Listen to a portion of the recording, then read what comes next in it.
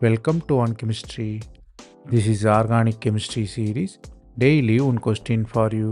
Here you have benzene. As an attachment, lactone is there.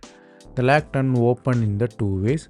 One is acid and alcohol, another is acid. So you should find reagents and number of steps involved in the conversion reaction. The reaction will be simple if you know the reagent.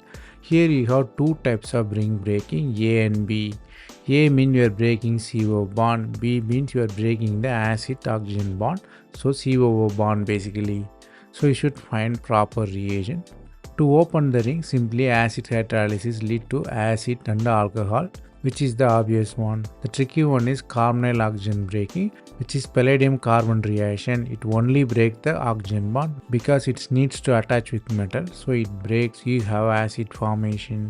So two different reagents, two different pathways. So control in the reaction established by control by the reagents. The concept you have to learn here is you have to master the reagents to master the organic conversion.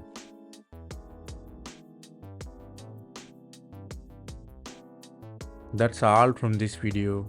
Thanks for watching. If you have any suggestion or feedback, comment below.